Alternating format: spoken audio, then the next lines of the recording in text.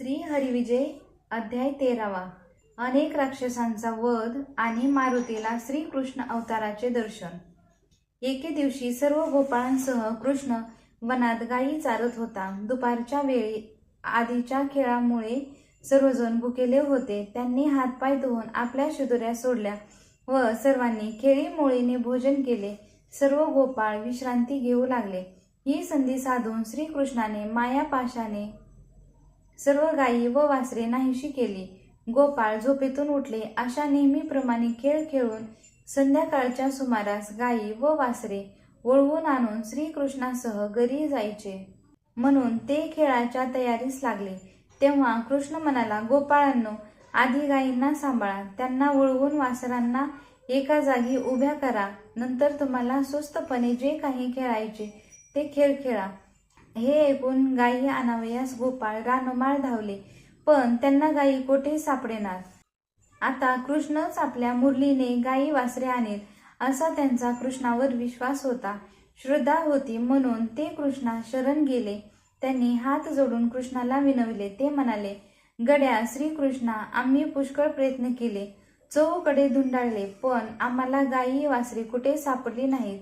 तर कृपा करून तूच त्यांना मुरलीवादाने बोलव. ते ऐकताच मुरली हातात घेऊन गोड आवाजाने कृष्णाने गायींना बोलाविले.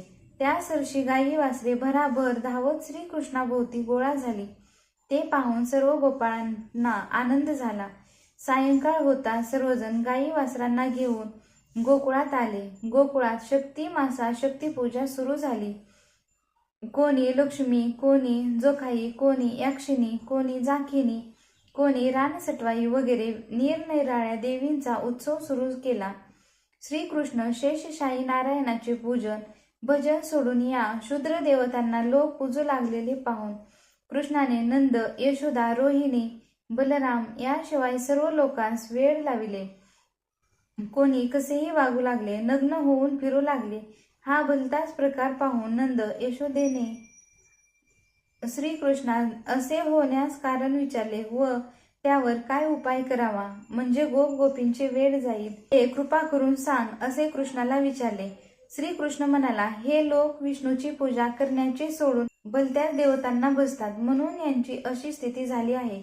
जर ते विष्णूला भजतील तर ते तत्काळ बरे होतील. त्याप्रमाणे नंदाने विष्णू पूजा करून विष्णूचा धावा केला व लोकांकडून करविले. तेव्हा सर्वांची भ्रमिष्ठता नाहीशी झाली. त्यांचे वेळ गेले. ते सर्व आपापल्या उद्योगास लागले. श्रीकृष्ण त्यांचा देव झाला. कंसाने देवांतक व पितृद्रोही या बळकट राक्षसांना गोकुळात पाठविले. त्या दोघा राक्षसांनी व्याघ्राची रूपे घेतली आणि ते वृंदावनात आले. परंतु त्या दिवशी श्रीकृष्ण व बलराम वनात आलेले नाही. बाकीचे गोपाळ तेथे होते.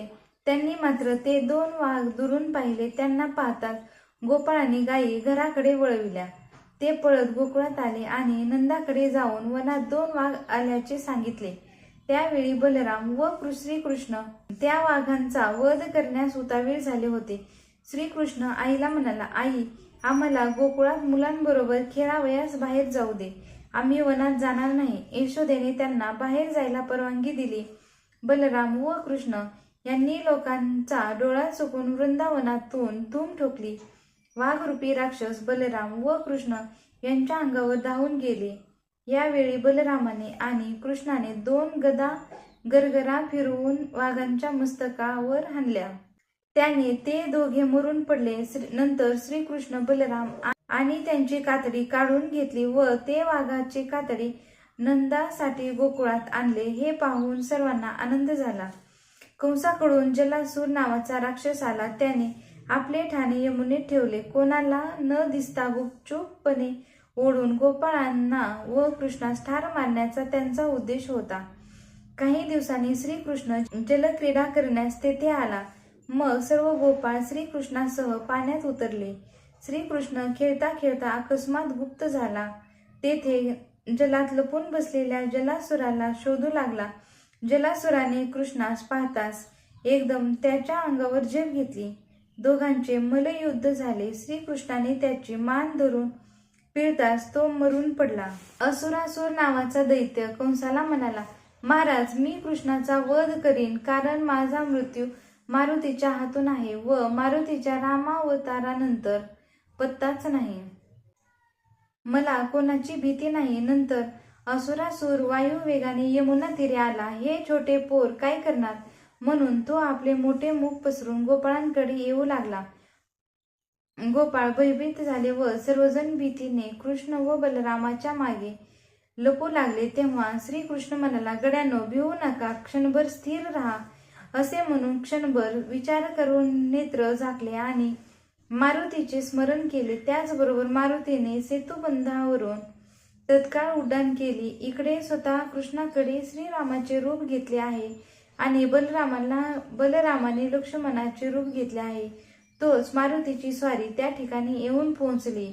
मारुतीने राम लक्ष्मणास नमस्कार केला. मारुतीला उठवून रामाने त्याला हृदयाशी धरले आणि म्हटले, मारुती राया, मला तुझ्याशिवाय काहीही प्रिय नाही हे तू जाणतोस, पण आज तो असुरासूर येथे आला आहे. त्याचे मरण तुझ्या हातून आहे. तू त्याचा संहार कर. श्रीरामाच्या तोंडून हे शब्द ऐकताच मारुतीने आकाशात उड्डाण केले आणि तो असुराच्या अंगावर धावला. असुराने हा माझा काळ अकस्मात कुठून आला असे म्हणून भयंकर किंकाळी फोडली. त्याने आपल्या हातातील शूळ मारुतीच्या अंगावर फेकला. मारुतीने तसाच तो वरचेवर झेलून राक्षसावर परत फेकला. मारुतीने पुढे येऊन त्याच्या पायाला धरून आकाशात गरगर फिरवले आणि त्याला मोठ्या शिळेवर आपटले. मारुतीच्या वज्रशक्तीमुळे असुरासुराच्या शरीराचे राई एवढे तुकडे जिकडे तिकडे उडाले. मग मारुती राम लक्ष्मणाच्या नव्या रूपाचे दर्शन घेऊन तिथून गेला. हा सगळा वृत्तांत गोकुळात कळताच सर्वांना आनंद झाला आणि आश्चर्यही वाटले.